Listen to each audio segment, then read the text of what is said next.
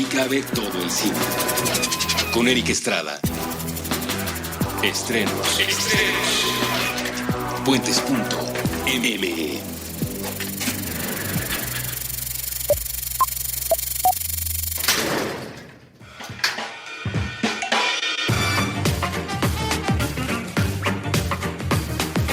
Y era muy irónico porque yo decía que es el mismo sistema que hace 40 o 50 años decía que el rock era diversionismo ideológico y desviación y que eso no era música. Y no solo que es el mismo sistema que decía eso, el que ahora inauguró un monumento a Lennon, es que son las mismas personas. Cuando hace cosa de un mes me mencionó, no, sí, vienen, seguro. La cosa fue como, yes. Porque ya te digo, aunque yo los he visto, sé que la gente en Cuba va a alucinar. Yo también. Pero antes de que toquen una nota, cuando se enciende ese escenario, con esas luces, con esos fuegos artificiales, con esa potencia, o sea, nosotros nunca hemos visto nada así aquí. Hola, ¿qué tal? Muy buenas.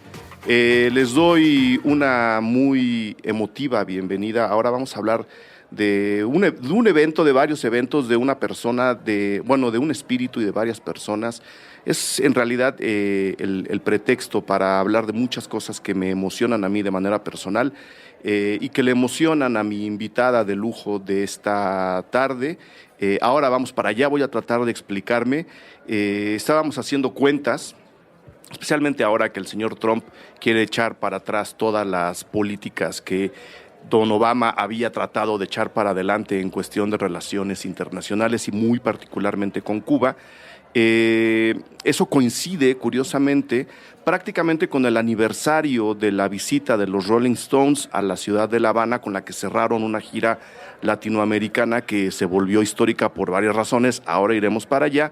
Y que también se acaba cruzando con el estreno en México, en salas comerciales, del documental que recogió esa gira que terminó en La Habana poco después de la visita o durante prácticamente la visita de Obama a Cuba.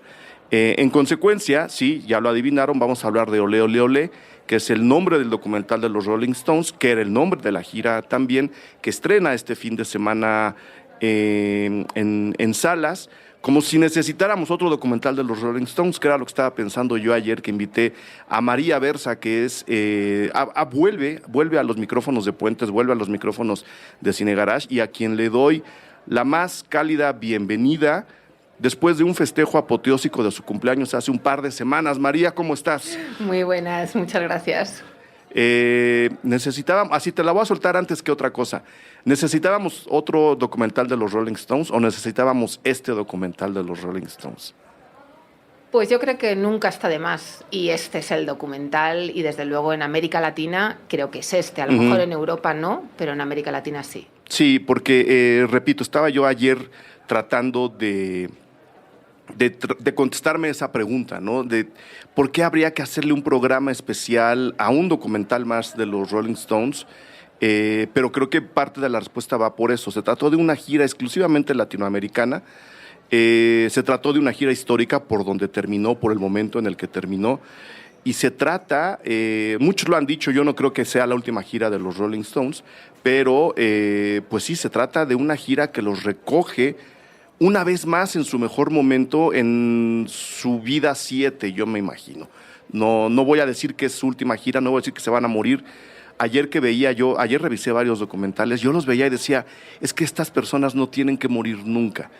Pero tomando esta última vida de sus 7 que han tenido como banda Gato, 7 vidas, prácticamente dieron un concierto y una gira perfecta, a una edad y en unas condiciones, porque en Sudamérica les fue un poco mal en cuestión de logística y organización. A esta altura es difícil que una banda con esta trayectoria y con esta edad y con estos físicos dé una gira tan perfecta. Pero yo creo que lo más importante, aparte de que en Cuba fue perfecto, que fue el concierto en el que estuve yo, ese momento histórico, que por mucho que creo que en este caso era verdad, era como cuando un niño ve por primera vez el mar. Es como cuando un niño va a su primer concierto, cuando da su primer beso a una chica. Es esa primera vez que para los cubanos era algo totalmente diferente. Esto va a gente que le importaba cero el rock and roll, pero daba igual. Era un hecho histórico, y ahora vamos para allá, ¿no? Vamos a tratar de contextualizar, porque como ya lo dijo María, yo estuve a nada de irme. a nada de irme, pero ella tuvo la maravillosa oportunidad de ver a los Rolling Stones en ese concierto en La Habana. Y pues vamos a hablar un poco más del contexto, de lo que envolvió a este evento, más allá del documental, porque como les dije, los Rolling Stones acaban dando conciertos muy parecidos, uno detrás del otro, gira detrás de la otra, prácticamente con el mismo playlist, prácticamente en el mismo orden, lo acomodan, por supuesto, tienen la sensibilidad suficiente para reacomodar las canciones, quitar unas, poner otras, dependiendo en qué ciudad están tocando, ¿no? Creo que en la Ciudad de México dieron creo que 7 conciertos en la misma gira, una cosa así, entonces sí había cosas que se repetían, por supuesto, ¿no? Las canciones que van sincronizadas con fuegos artificiales, pues bueno, se repiten, pero acomodaban otras, quitaban unas distintas, hacían una cosa diferente de un día para el otro, pero es la misma gira. Y ayer, un poco para contextualizar y entender yo mismo la oportunidad de Olé, Olé, Olé, estuve revisando varios conciertos de los Rolling Stones y llegué a varias conclusiones que creo, y espero alguien me desmienta en caso de que esté yo mal, creo que son ciertas. Los Rolling Stones, por la importancia que tiene la banda prácticamente desde sus orígenes, por el impacto que tuvieron en los medios de comunicación desde los años 60 y del que siguen teniendo a la fecha, acaban siendo una de las bandas de rock con más conciertos filmados en la historia. Obviamente por digamos la trayectoria y que sigue siendo una banda viva, pues tienen más documentales y más conciertos filmados que los Beatles, que rompieron en el 68. O sea, llevan prácticamente todas nuestras vidas haciendo conciertos que los Beatles dejaron de dar un par de años antes. Número 2, en consecuencia siguen sacando discos y entonces hay giras dedicadas muy particularmente a discos nuevos, cosa que no hacen desde hace mucho tiempo. Yo recuerdo mucho la gira del Voodoo Lounge, que pues, fue la que me tocó en mi temprana adolescencia, en donde había un disco nuevo, ¿no? Me parece que vinieron a México, no recuerdo si los vi en Los Ángeles o en México, pero yo estuve en esa gira, entonces había como esa sensación de una banda todavía muy viva que sigue dando conciertos. Entonces ayer que dije, ¿cuáles puedo revisar? La lista era gigantesca, interminable, porque hay desde documentales que nos platican su historia, que la hemos conocido hasta el cansancio y que prácticamente ninguno nos da datos nuevos, excepto quizá algo de material que no se había visto antes, un par de secretos que por ahí a estos señores se les escapan a la hora de la entrevista. Tenemos miles y miles y miles de documentales sobre los Rolling Stones, entonces me centré más o menos en algunos. Y me gustaría que si recuerdas alguno o tienes memoria de alguna de las giras, María, lo fuéramos platicando antes de llegar al Olé, Olé, Olé. Las de España. Las de España, no, y contamos además, creo que podemos... ¿Tú estuviste la vez que tocaron en el Vicente Calderón? No, yo he de confesar que me quedé 3 veces en puertas de verles, entonces para mí fue la primera vez en Cuba. Porque 3 veces, una porque... o sea, ¿jamás los habías visto? No los había visto en directo, jamás.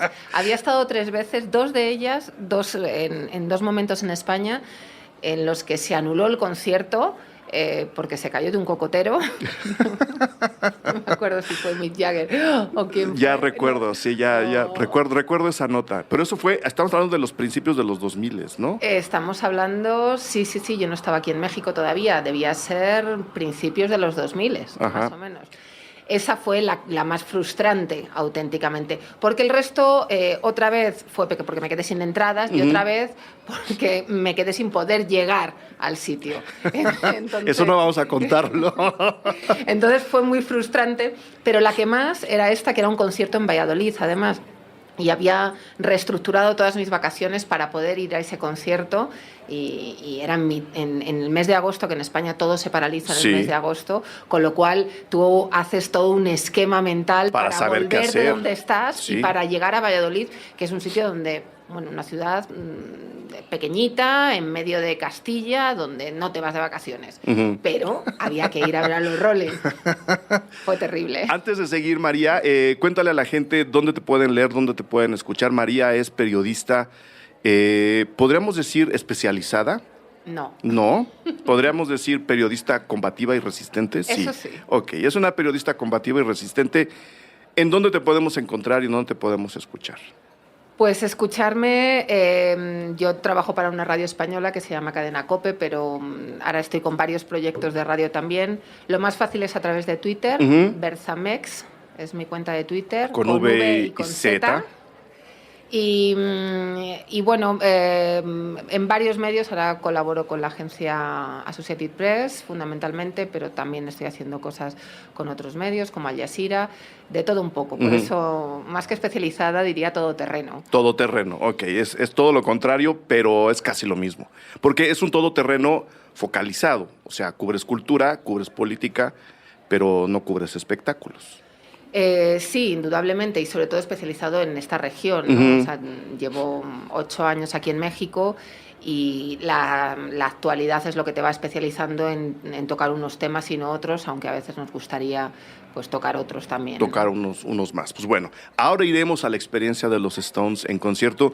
Les voy a dar más o menos, les voy a dar la lista que más o menos armé ayer, así como abuelo de pájaro, tratando de recordar los que ya vi y tratando de recordar si ya había visto otros que solo creía haber visto. No sé si me expliqué. O sea, es mucha información lo que hay en cuestión de documentales alrededor de los Rolling Stones, aunque, como les digo, acaba siendo prácticamente la misma, excepto uno de los primeros que les hicieron o en donde participan, el famosísimo One Plus One de Jean-Luc Godard, o como también se le conoce, Sympathy for the Devil de 1968.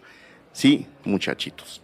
Jean-Luc Godard tuvo la astucia suficiente para incluir a los Rolling Stones en un trabajo pues en sus épocas, digamos, más políticamente combativas, finales de los 60, cuando su cine se estaba haciendo prácticamente una declaración política y de principios en contra de las políticas externas de su propio país. Bueno, él es suizo, pero es francés, ¿no? Nadie quiere ser suizo. Entonces el señor se hizo francés tuvo una etapa muy política y muy crítica hacia Francia, en donde se incluye el One Plus One o Sympathy for the Devil, que lo que hace es hacer una especie de recuento de la contracultura y del nacimiento de la contracultura en el mundo, no necesariamente en Francia. Él se mete mucho con el origen y el activismo de las Panteras Negras, de este partido, que además hay un documental que les recomiendo mucho, justo ahora en Netflix, que se llama Black Panther, justo, y que nos enseña el lado, ahora sí que muy poca gente conoce de los Black Panthers. Todo mundo se acuerda de ellos como un partido prácticamente beligerante, ¿no? Que incluso iban armados en las calles, muy violento. Y en realidad esa imagen de violencia y de llevar armas en las calles tenía una razón muy especial de ser, y los ayudó a ellos a alcanzar metas que ni siquiera se habían planteado a la hora de fundar el partido. Jean-Luc Godard no llega tan lejos, estaba haciendo prácticamente en paralelo el registro del nacimiento de las Panteras Negras, y ahí de repente mete una de las canciones que acaban siendo además malditas por mucho tiempo de los Rolling Stones, que es Sympathy for the Devil, que no se traduce como simpatía por el diablo, como en algunas estaciones de radio dicen. Es más bien compasión por el diablo, lo que se traduce de esa canción, y los vemos tocarla una y otra y otra y otra vez en el estudio de grabación, entendiendo primero el proceso de creación de una canción, segundo, cómo es que trabaja una banda ya tan importante en 1968 como los Rolling Stones, y tercero, ver a Godard mismo tratar de meternos en este mantra que eran los años 60 en su máximo esplendor, que era 1968 justo. No era ni la primavera hippie del 69, que acaba además con un concierto de los Rolling Stones, y no era todavía el nacimiento naif de la contracultura, era como una cosa todavía sin definir, pero que ya se sentía que iba a acabar proponiendo algo. Y Godard quiere meternos en el mantra de la creación de esta canción, que ahora la voy a rescatar, a través de tener a los Stones tocando, y a veces nada más a Mick Jagger. Él ha sido siempre como el imán del grupo, aunque no es necesariamente la única figura. No, iba a decir que precisamente esta canción fue lo máximo del concierto, yo creo que en Cuba. En Cuba, lo máximo, porque la gente que sabía todo ese background y sabía esos años. O sea, quizá fue lo más y fue el clímax del concierto, porque era el símbolo de realmente lo que estuvo prohibido y realmente lo que llegó. Con lo cual esa canción, digo... Y luego, evidentemente, es una canción conocida que todo el mundo coreaba. Sí. Pero había un componente de esos entregados que estaban al principio que estaban recordando todo eso. Que además es muy bonito porque, repito, la canción se vuelve, para el documental, para el 1+1, se convierte no solo en el segundo nombre del documental, sino se convierte también en una invitación a entrar a este No sabemos qué es de 1968. Luego se vuelve infame por años tras el concierto en Altamont en 1969, que es cuando asesinan a un chico mientras los Rolling Stones cantan esta canción en un concierto al aire libre, conocido como, ahorita les digo el nombre completo de Altamont, era el Altamont Speedway Free Festival en el 69. Que está registrado en el documental Gimme Shelter, uno de los más famosos de la historia de esta banda, dirigido por Charlotte Swearing Albert y David Maysles. Los Rolling Stones, ya saliendo de Godard y dejándolo en paz, porque yo puedo hablar de Godard horas y horas y horas y horas, y puedo declararle mi amor y mi admiración. Saliendo de ahí, se hace la gira Gimme Shelter por Estados Unidos, se hace la gira The Americas, en donde el documental Gimme Shelter registra la gira, y ahí está incluido el concierto en el Festival de Altamont. Una anécdota conocida, me imagino, por prácticamente todos los fans del rock and roll y de los Rolling Stones en particular. A los Rolling Stones los convencen de contratar a los Hells Angels como cuerpo de seguridad. Ellos están rodeando el escenario y en algún momento, con los ánimos ya muy encendidos, con estos muchachos que pues, tienen todo menos cabeza, especialmente para ser guardas de seguridad, se acaba asesinando a navajazos a un chico afroamericano, precisamente cuando están cantando Sympathy for the Devil frente a la gente. Mick Jagger tiene que calmar los ánimos, tiene que decirle a la gente que se hagan todos para atrás, que hagan espacio, que eso, si no se calman, no puede seguir.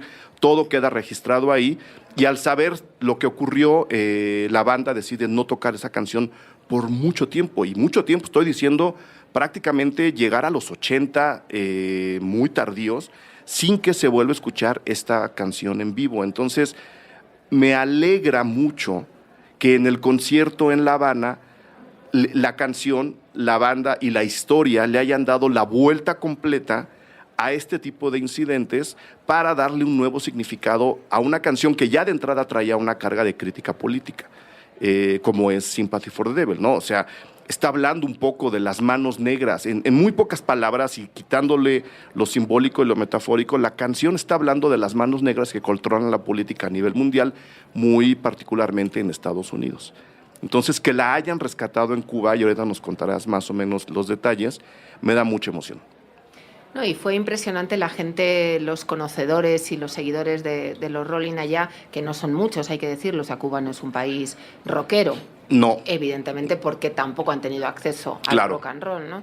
Pero sí tienen, lógicamente, pues aquellas personas especializadas que los han estudiado, que les atrajo toda esta música también por lo prohibido, ¿no? Y por acercarse a lo prohibido y por gusto personal.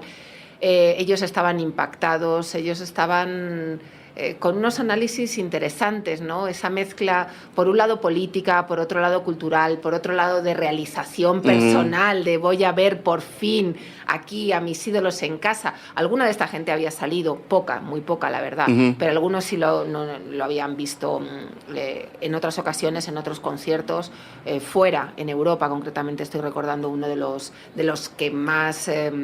de los fervientes seguidores y estudiosos de los Rolling en Cuba, pero aún así el contexto, todo era distinto, todo era distinto. Claro, no queda retratado el contexto, pero en otro documental, mucho más nuevo del 2012, que se llama Crossfire Hurricane, de Brett Morgen. Brett Morgen es el director de este documental también muy interesante sobre Kurt Cobain, no sobre Nirvana, sobre Kurt Cobain, que se llama Montage of Heck. Pues bueno, él en el 2012 hizo otro que se llama Crossfire Hurricane, está en Netflix, se puede ver, y ahí está registrado y narrado con muy buen material además, todo lo que les acabo de contar de Altamont, los orígenes de los Rolling Stones, es uno de los últimos que nos dicen, esta es la historia de esta gran banda, pero como la entrevista o las entrevistas que le concedieron a Morgan fueron sin cámara, él tuvo que dedicarse a recoger toda una serie de material y de pietaje impresionante para hacer el Crossfire Hurricane, que está en Netflix, les digo, ahí está contado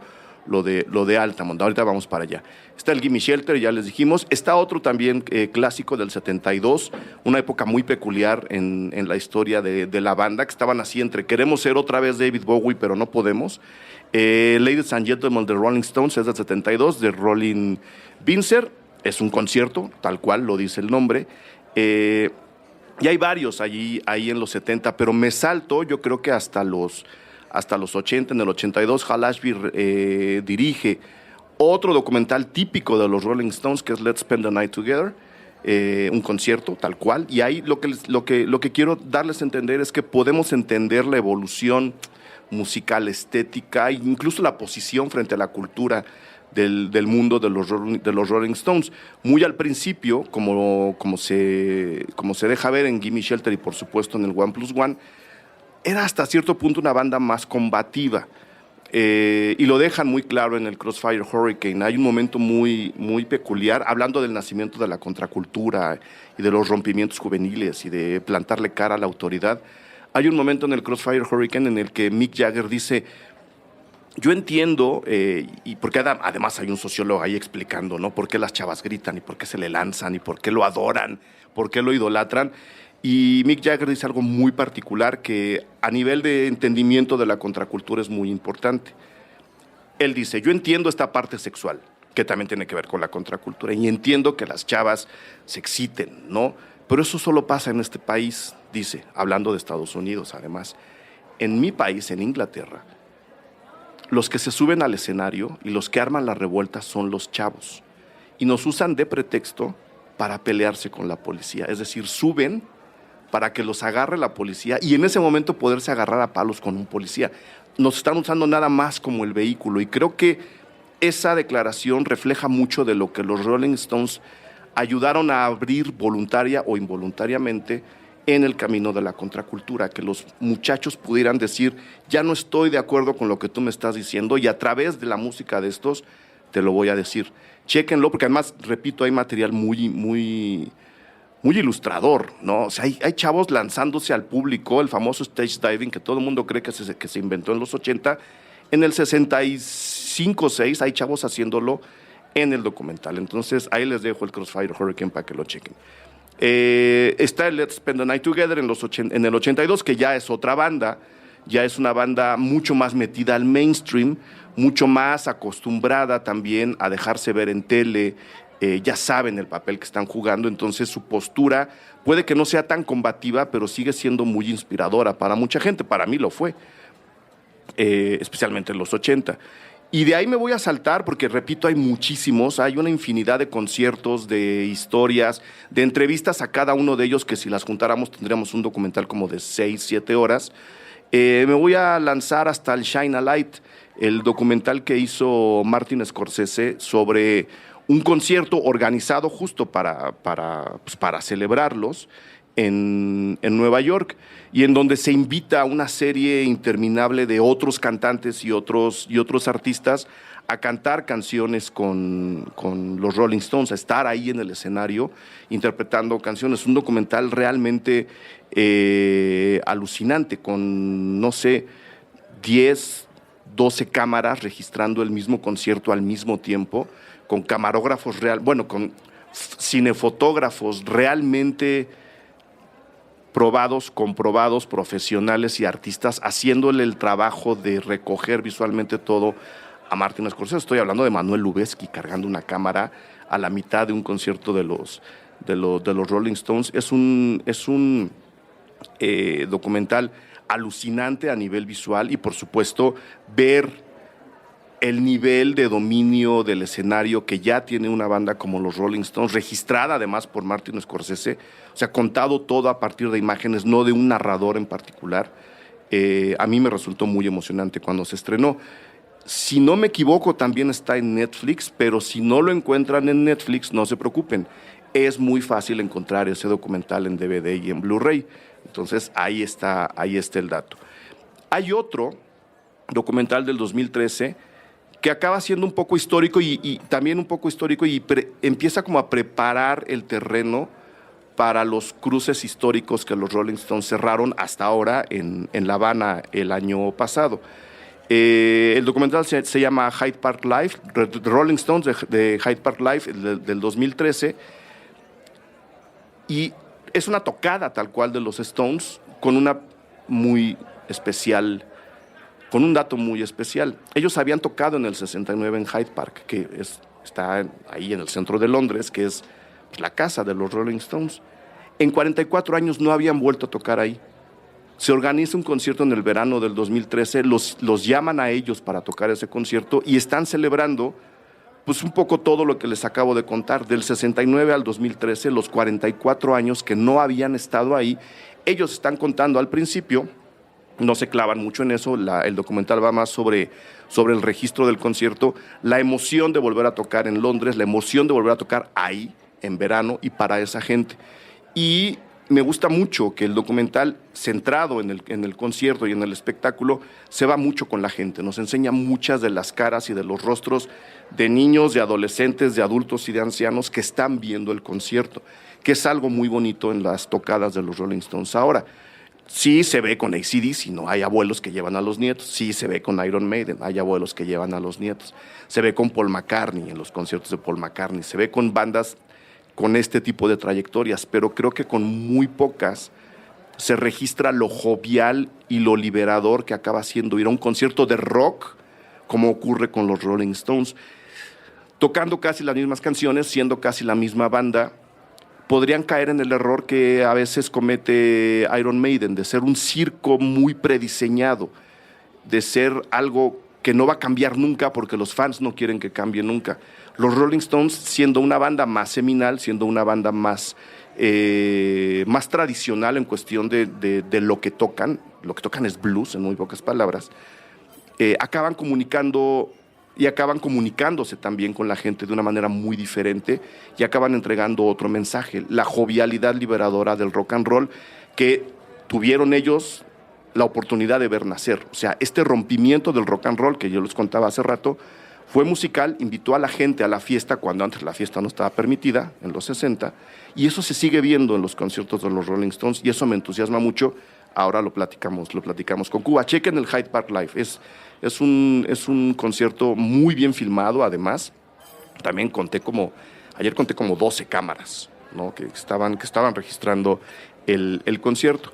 Y antes del Olé, Olé, Olé,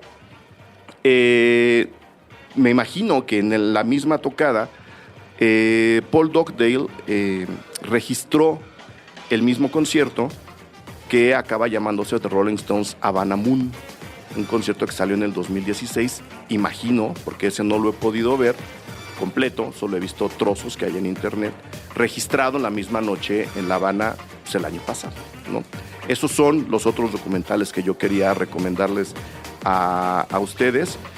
Hago el corte de este episodio y venimos a hablar de los Rolling Stones en vivo, lo que nos ha tocado ver y por supuesto de la noche histórica en Cuba hace un año y un par de meses. Ahora venimos.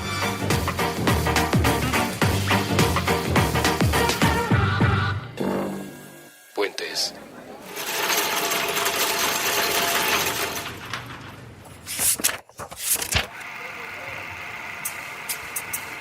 Durante las semanas recientes, ahora que nuestros programas han estado subiendo a la red, la pregunta se ha repetido. ¿De qué se trata Puentes.me?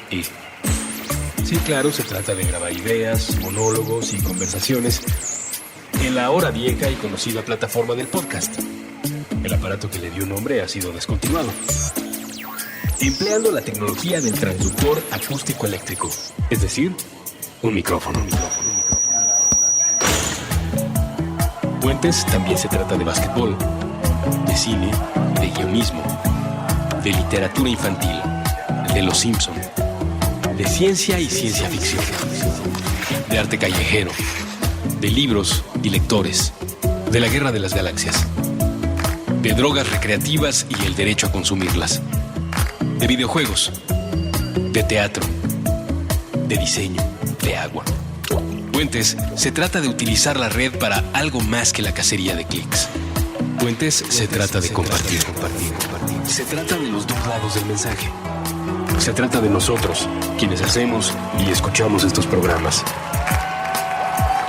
De nuestra relación con esta ciudad y este tiempo. Se trata de pensar en cómo será el mundo mañana. Se trata de imaginar. De eso se trata. Puentes. Puentes. Muy bien, ahora sí, María, perdón que no te dejé hablar, pero había que dar esta información para contextualizar. Cuéntanos de Valladolid. No existe Valladolid. Valladolid fue el concierto. Pero los Rolling Stones quieren mucho España y van a tocar mucho, y en los 80 fueron a tocar todo lo que no vinieron a tocar a México. Sí, hay un cariño y hay un... O sea, digo, yo no era especialmente fan de los Rolling, ¿no? Entonces, quizás por eso, bueno, pues tampoco... Porque oportunidades hay muchas. Sí. Pero sí había un cariño especial y son uno de las grandes bandas que siempre están llenas en España y que vuelven a tocar una y otra vez. Simplemente un comentario de los documentales. Creo que habrá más documentales, sí. Indudablemente. Espero. Y puede que sean muy interesantes los que hayan hecho los propios cubanos que estaban allá. Sí, porque otra cosa... Cuba, en esta apertura que lleva haciéndose ¿cuántos años? Como desde hace 8 años Cuba está abriéndose mucho, ¿no? O sea, no es una apertura que haya empezado hace un año, es una apertura entre tecnológica y cultural que ya lleva un rato. Entonces los cubanos, igual que nosotros, pues están entendiendo el mundo ya también a través de las cámaras de sus teléfonos. Bueno, cámaras de sus teléfonos y camarotas. O sea, yo estaba justo con un grupo de chavales que venían de Villa Clara, del centro de la isla. Tenían una Canon buena, que estaban con la intención de hacer un documental. Ajá. Ellos se habían imprimido unas playeras preciosas, porque no había playeras nada más que estas baratas y feas, las que habían hecho ahí, pues se habían traído de Miami alguna gente. Las de ellos eran de un diseño maravilloso, que no vendían, evidentemente, claro, porque eran edición limitada para ellos. Y se vinieron un grupo como de 15 amigos, en torno a los 20 años, que realmente el rock and roll ni les iba ni les venía, querían estar donde había que estar en ese momento. Sí, les gustaba la música, unos sí, otros no, pero tenían que estar ahí. Y sí eran muchos diseñadores, y había, pues, en concreto que era fotógrafo, y entonces él quería grabar, y venían grabando desde allá. Porque pidieron permiso en sus... O sea, no era tan sencillo, ¿no? El llegar allí, por mucho que fuera Semana Santa. Llegar allí, hay que recordar que los transportes en Cuba para los cubanos pues llevan horas. Sí. No es tan fácil. No hay un horario, no siempre hay un horario determinado para que el autobús salga. Incluso habiendo un horario pueden llegar a decirte, ¿saben qué? Pues siempre no salimos hoy, salimos hasta mañana. Entonces fue toda una logística la que este grupo de chicos y chicas hicieron, impresionante, y vinieron grabando desde allá. Y la intención del que llevaba la cámara, ¿no?, y que estaba un poco coordinando y grabando todo, y digo, era una cámara Canon buena. Que me decía que se la habían conseguido unos parientes en Miami, que se la habían traído, y que como le gustaba la fotografía y el cine, y desde luego los cubanos tienen mucho ojo para la fotografía y el cine, sí. Por eso digo que puede ser interesante. Y ahora, cuando estabas comentando todos los documentales, me parece que si llegan a tener acceso a material o a ver alguno como el One to One, el primero que mencionabas, sería interesante ver cómo pueden utilizarlo y cómo pueden jugar, ¿no? Porque para ellos era una cosa distinta, y te digo, este grupo estaba mirando y estaba observando y estaba disfrutando del momento. Claro. Entonces... porque repito, los Rolling Stones invitan, en pocas palabras, al desmadre, ¿no? Al desmadre propositivo, esta fiesta que el rock and roll siempre ha querido generar y convocar, más allá de lo que pasa en el escenario. Los Rolling Stones siguen teniendo esa convocatoria de fiesta, de ven, pásatela bien con nosotros y luego sigue tu camino, ¿no? Y creo que mucho de eso se unió esa noche en La Habana. Yo los he visto varias veces, muchas aquí en la Ciudad de México, otras en Estados Unidos, pero me pasó algo en donde yo reafirmé esa sensación, justo en Madrid, justo en un verano, además. Iban a tocar, estaban haciendo una gira, no recuerdo cuál, pero debo estar hablando o del 98 o del 99. No, fue después, porque yo iba de viaje, yo no estaba viviendo ahí ya, yo iba de viaje. Entonces estábamos hablando de los 2000. A lo mejor fue la misma gira de Valladolid. Tocaron en el Vicente Calderón, el estadio donde juega el Atlético de Madrid, cruzando el río. Donde jugaba, que ya lo van a demoler, además. En parte, la noticia de que vayan a demoler el estadio me entristece por esto que voy a contar. A mí el Atlético de Madrid, perdón, me da lo mismo, ¿no? Madrid no, pero el fútbol sí. Pero ese estadio ha sido escenario de grandes conciertos. Sí. Creo que es el estadio, o sea, estoy hablando, yo no soy ninguna experta, pero de memoria, desde luego los conciertos del Calderón no tienen igual en Madrid. Exacto. Creo que era como la gran sala de conciertos de rock masivos. Que debieron haber mantenido así, pero ahora van a ser departamentos, ni modo. Les abrían los Pretenders, me acuerdo perfectamente. Voy a tratar de conseguir mis boletos, agotados. Y de repente, mi amigo Íñigo, con el que yo iba en ese momento, me dice, vamos a hacer algo. Hay una esquina junto al estadio, al lado del estadio, hay edificios grandes de departamentos. Y me dice, hay una parte de esos edificios, lo que aquí podríamos conocer como multifamiliares, en donde se oye perfectamente, el sonido rebota y se oye perfectamente lo que está sucediendo en el estadio. Vamos, nos sentamos en una terraza, en un bar, comemos y bebemos mientras estos tocan, y aunque no los veamos, pues estamos ahí de nuevo en la fiesta. Y fue lo que hicimos, no solo nosotros dos, sino prácticamente todo el conjunto de departamentos que se juntaron en ese patio interno, en las distintas terrazas de los distintos bares, a escuchar la fiesta que estaba ocurriendo del otro lado en el estadio Vicente Calderón. Sí, eso es bastante típico en el Vicente Calderón y en otro estadio que lo hicieron nuevo, el de La Peineta, más cerca del aeropuerto, que era en un terreno baldío. No había nada. No había ni pasto. No, había montañitas de tierra. Sí. Y yo, ahí por ejemplo, uno que sí me he visto varias veces, que es Bruce Springsteen.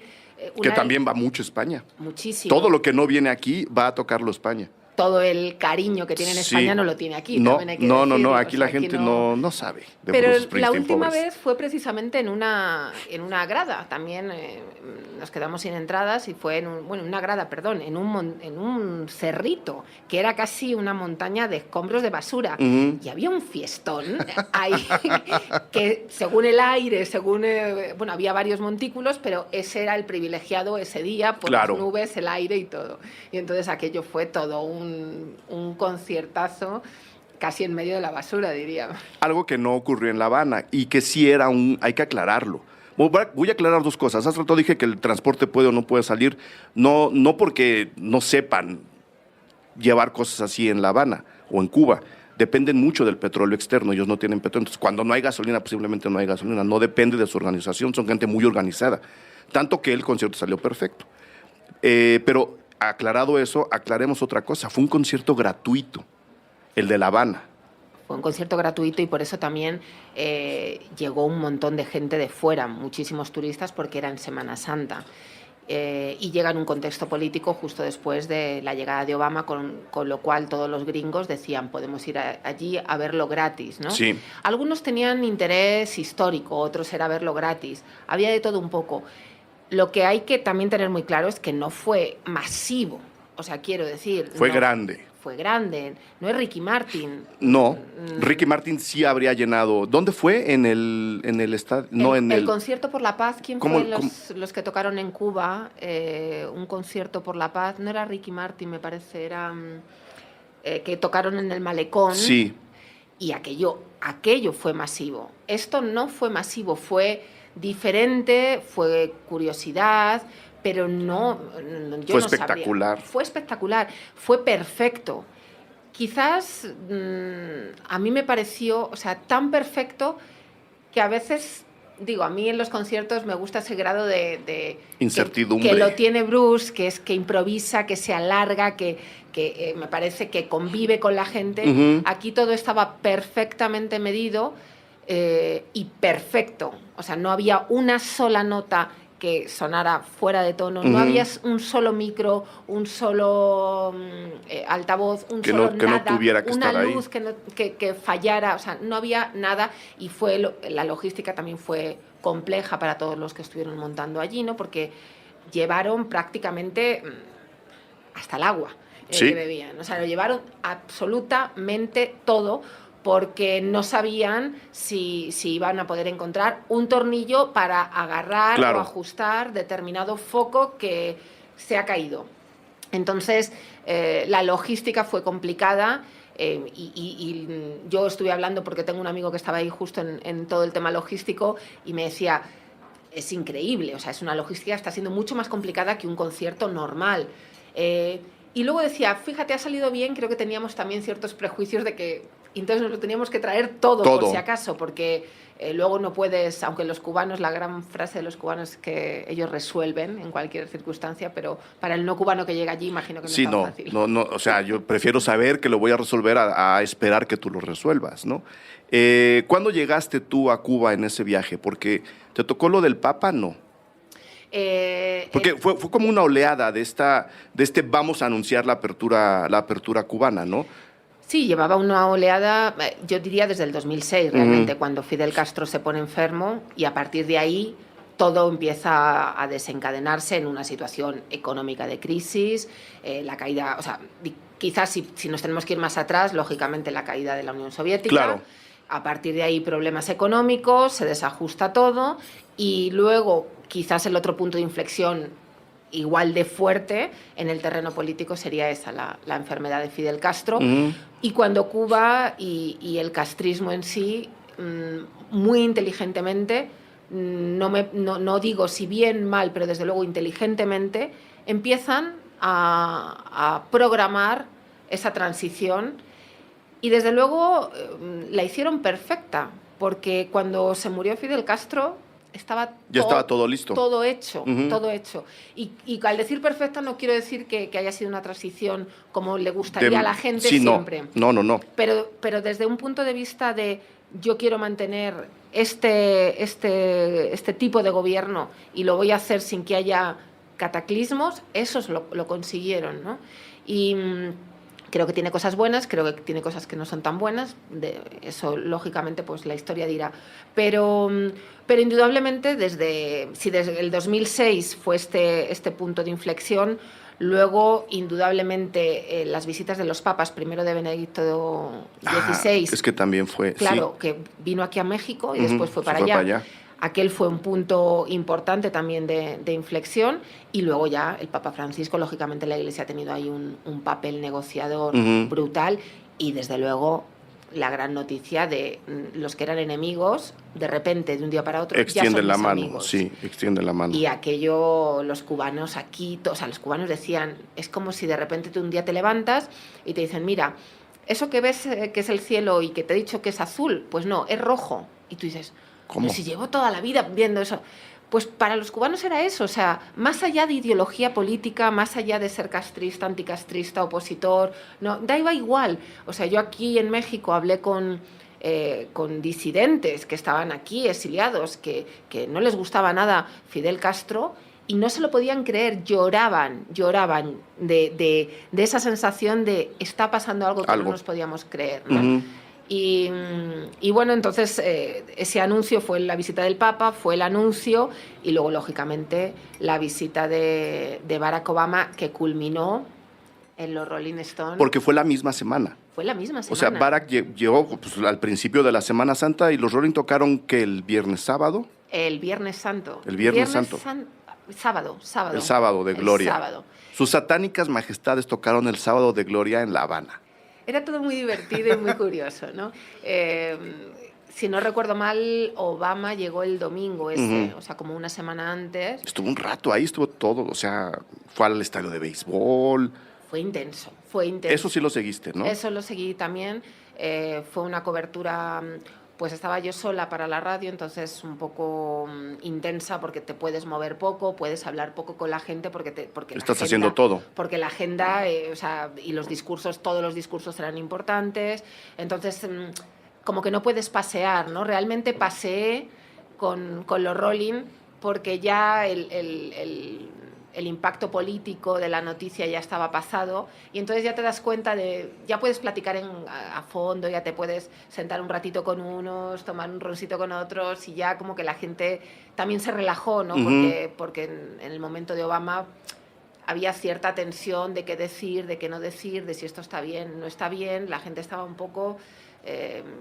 casi era como, bueno, en España tenemos la película más famosa de Bienvenido Mr. Marshall.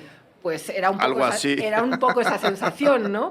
Y esa sensación también de, bueno, ok, sí, Barack Obama llegó, pero todo lo que conllevaba se quedó ahí, ¿no?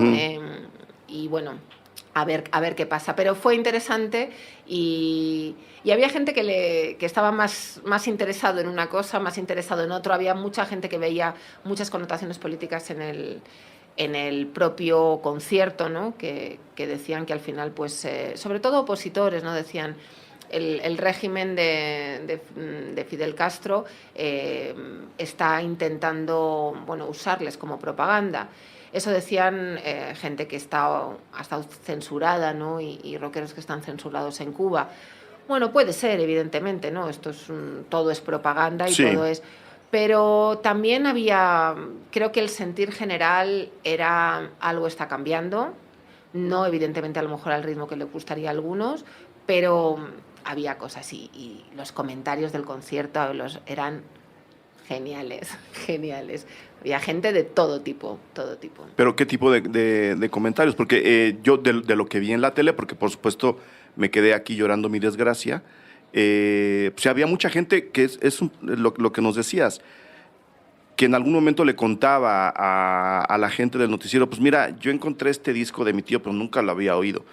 Ahora sé que estos señores vienen y pues voy al concierto a ver qué tal, ¿no? Porque además el tocadiscos ya no sirve. Y se llevaban el disco al concierto con la esperanza incluso de que les autografiaran el disco sin saber quiénes eran, sin haberlos oído jamás en su vida.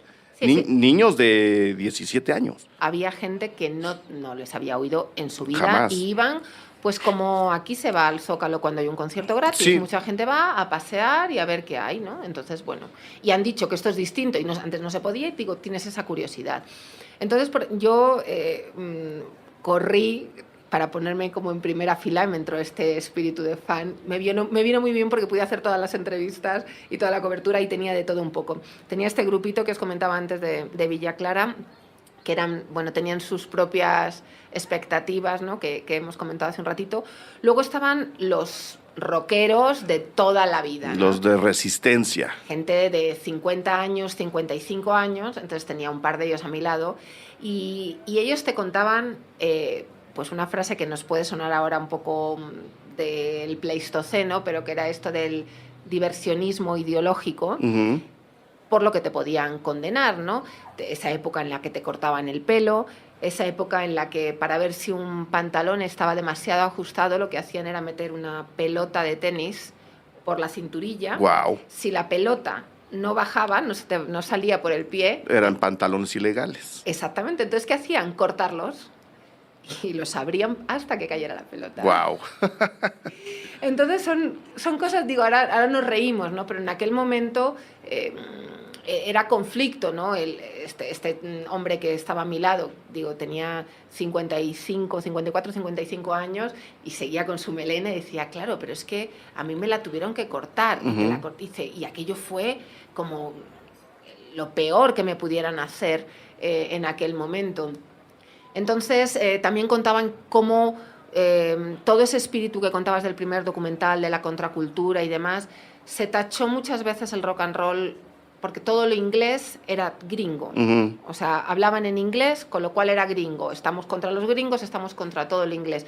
No diferencias si estos son ingleses, si estos son americanos, si estos son... australianos. Da igual. O sea, y entonces me hacía mucha gracia porque me decían, ¿no? Bueno, pues todo lo inglés es malo y todo lo que está en español es bueno en las canciones. Entonces, olvídate, había un extraperlo, ¿no? de discos increíbles, de cómo se los pasaban, de cómo los cuidaban, se lo iban pasando de mano en mano.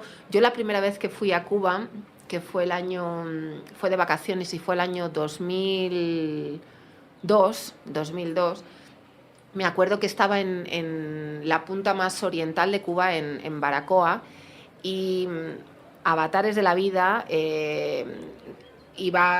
conocimos a un chavito que tenía 18 años y que era rockero.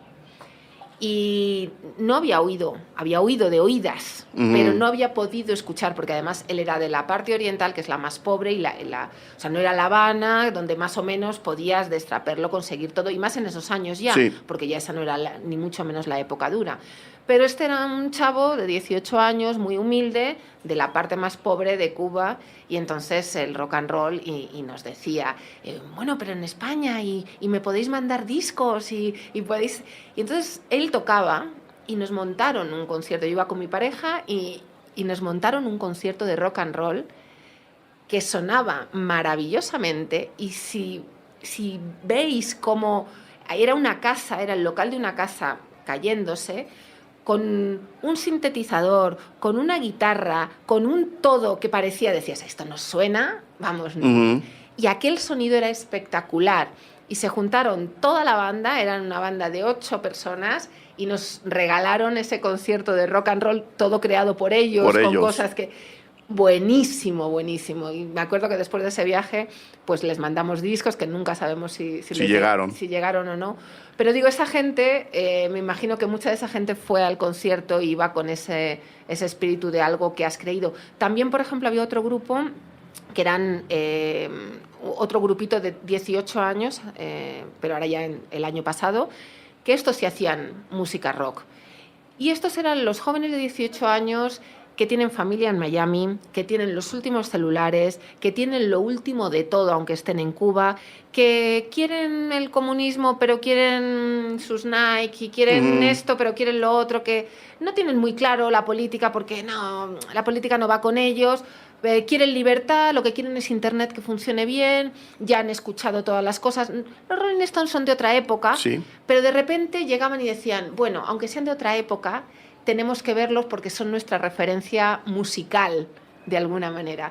Y entonces era muy divertido cómo lo vivieron, porque lo vivieron a tope, y se sabían las 12, 15 canciones típicas. O sea, también cuando antes comentábamos lo de Sympathy with the Devil, creo que evidentemente la más coreada fue Satisfaction. Claro. Está claro, porque es con la que cerran y demás, ¿no?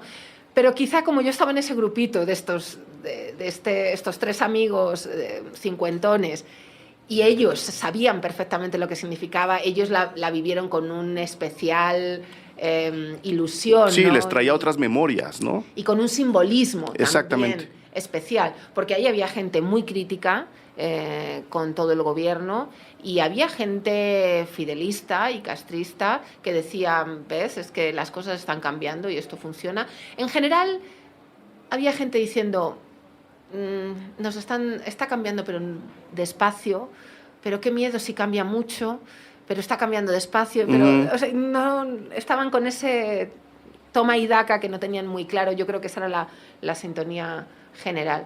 Pero por eso digo que interesante cómo esos distintos grupos y las familias con los niños, un concierto de los Rolling en la parte de atrás, con un carrito de los niños y sentados sin gente, en Europa no te lo puedes imaginar. No, en México menos. O sea, aquí los boletos volaron. Pero allí también había. Por eso digo, no fue masivo, pero fue interesante. Luego todo el mundo caminó desde la parte de la ciudad universitaria, de la ciudad deportiva, perdón, hasta ya el malecón, y la gente comentaba la jugada. Creo que fue muy, muy interesante para todos. A los que les gustó la música, porque les gustó la música. A todos los cubanos les gusta la música, me refiero a los que les gustó el rock, sí, a los que les gusta el rock, porque les gusta el rock. Y precisamente como todos son amantes de la música, esto es una gran banda. Claro. Es que aunque no te guste el rock and roll, pues te quedas con la boca abierta. Claro, que es un poco lo que pasa con Bruce también, ¿no? Aunque no entiendas el rock and roll, ese señor te lo va a explicar en un concierto de rock and roll. Entonces te quedas hipnotizado enfrente de él. Sí fue fue una gira histórica, repito, porque el hecho de que una banda le dedique su única gira del año a Latinoamérica es trascendente, es importante. En México se sigue haciendo historia. Cada vez que vienen estos señores hay 7 conciertos seguidos, uno detrás del otro, lo cual le acaba dando a la ciudad un palpitar diferente. Yo que estuve en la calle oyendo y conviviendo con la gente que venía de regreso del concierto, te das cuenta que la ciudad está viviendo, por lo menos esa parte de la ciudad rockera, rolling stoneera, está viviendo un momento muy, muy particular. Las fiestas, los comentarios, todos eran alrededor del concierto. Pero el hecho de que haya terminado en La Habana, en ese contexto, con estas circunstancias que nos planteas, sí lo convierte en un concierto histórico. Tú que estuviste dentro y que no hemos visto el documental, que no registra en su totalidad este concierto, por eso está en La Habana Moon, pero que sí registra esta gira que terminó justo ahí. ¿Es un concierto histórico desde prácticamente cualquier ángulo o es todavía más, o es únicamente histórico para Cuba? Pues yo creo que para ellos lo fue. Musicalmente hablando, probablemente no, porque no había nada nuevo, nada absolutamente nuevo, nada que se saliera del guión, fueron los grandes clásicos, quiero decir, ahí no había, para un seguidor de los Rolling Stones, si simplemente estás escuchando esa música, estás pendiente de la música, de la escenografía, de todo, lo único que había era la bandera cubana detrás, pero ya está, ¿no? Pero yo creo que ellos, Mick Jagger lo decía, ¿no? Hemos tardado mucho tiempo en llegar acá. Sí. Y él sabía lo que significaba. Entonces, musicalmente, no. Pero yo creo que para la banda era, como decías antes, era cerrar unos ciclos, unas épocas, esa contracultura. No es la hipster de ahora, no tienen nada que ver. Entonces es cerrar todo ese círculo y ellos eran perfectamente conscientes de dónde estaban, los gobernantes eran perfectamente conscientes de dónde estaban. Me hubiera encantado saber o ver por un agujerito, no tengo ni idea de si a Raúl Castro ¿dónde estaba le gusta el rock and roll. Yo estoy convencida que lo estaban viendo. Yo estoy seguro que estaba ahí. Te digo, yo estoy convencida que lo estaba viendo, ¿no? Sí.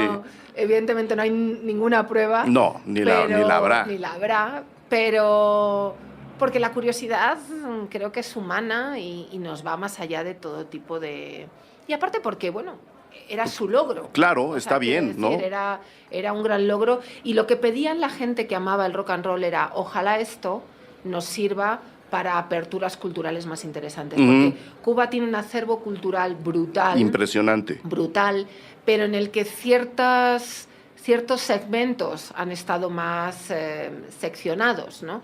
Entonces lo que decían es, toda esta amalgama cultural que tenemos y que nos llega, y que eso está así, y que la propia Cuba y el propio gobierno de Cuba ha incentivado, pero queremos que también se alimente de esas otras áreas. Claro. Contraculturales que en los años 2000 no tienen nada que ver con los años 60, pero que son un tipo de cultura distinta, ¿no? Como puede ser ahora más punk, o son rap, o son, no sé, cualquier otra cosa. Y la gente decía, ojalá esto sea como un punto de inflexión simbólico para que podamos hacer otras cosas. Y, por cierto, había muchísimos mexicanos, también, porque el viaje es corto y barato. El viaje es corto y barato. Y había mucho mexicano, había gringos, porque precisamente llegaron. Yo creo que en el fondo, más allá de que fuera barato o no, de que fuera gratis o no, era esa sensación para un sector de la sociedad estadounidense que en el fondo tenía ciertos prejuicios con Cuba, porque no vamos a hacer nada ilegal viajando. Esto era como la excusa ideal, y ya ha ido el presidente, con lo cual... Sí. Y fueran o no fueran amigos de Cuba, fueran o no comunistas, fueran o no opositores anticastristas, no, esa curiosidad de gente normal de la calle, que creo que tenían ciertos prejuicios y que se animaron, esa relajación de los viajes que se hizo desde Obama, pues creo que es una de las cosas que facilitó, ¿no?, el turismo, que también pues puede ser ese arma de doble filo que no sabemos dónde acabe. Sí, no sabemos qué tanto va a cortar, ¿no? Pero bueno, ahí ese fue el concierto en el que concluyó la gira Ole, Ole, Ole de los Rolling Stones, que quedó registrada en el documental del mismo nombre, que estrena mañana. Ese era el único pretexto para hablar del concierto en La Habana. ¿Algo más, María, que quieras agregar antes de despedirnos? que hay que estar pendientes a esos documentales. Creo que van a venir más. Y, de los que hicieron los cubanos, dices. por ejemplo, sí. ¿no? Me encantaría. Yo me quedé con las direcciones, ¿no? Y los contactos de este grupito de Villa Clara, y me parecería interesantísimo ver cómo ellos vieron el festival, el concierto, cómo ellos vieron todo el recorrido hacia el concierto. Y también me pareció interesante, decías antes de cómo la gente se divierte, ¿no? Lo sano que fue el concierto. Sí. Todo el mundo, teóricamente estaba prohibida la entrada de alcohol, evidentemente todo el mundo tenía ron. Claro. Pero fue de una buena onda impresionante. O sea, la gente estaba tomando sus traguitos y demás, pero una buena onda alucinante, ¿no? Uh-huh. También en el contexto de La Habana, que indudablemente pues hay muchas cosas que aquí serían impensables, ¿no? Como la seguridad. Sí, como que 200.000 personas caminen a la 1 de la mañana y se recorran la ciudad paralizada, ¿no? Claro, sin que los que gobiernan tengan miedo de 200.000 personas caminando. Eso, ¿cómo ha cambiado el mundo y cómo son tan diferentes dos países que están tan cerca como México y Cuba? Esto lo digo yo, no lo dice María. María, mil gracias por venir a contextualizarnos el concierto. Hay, por supuesto, un par de canciones en el concierto, del concierto en el documental. Entonces, chéquenlo, es una buena oportunidad. Si no conocen a los Rolling, creo que este es el documental para entrar. Este es el que tienen que ver para luego meterse todavía más abajo. Honestamente, el que tienen que ver a la mitad es el de Godard. No empiecen con el de Godard, porque van a odiar a los Rolling Stones y van a odiar a Godard. Con Godard se empieza en orden cronológico y con los Rolling Stones se empieza de aquí para atrás. Si acaso tienen 14 o 15 años. Entonces, ahí está mi sugerencia. María, mil gracias por haber venido a platicar con nosotros a Cine Garage. Gracias a ti por haberme invitado. Bye.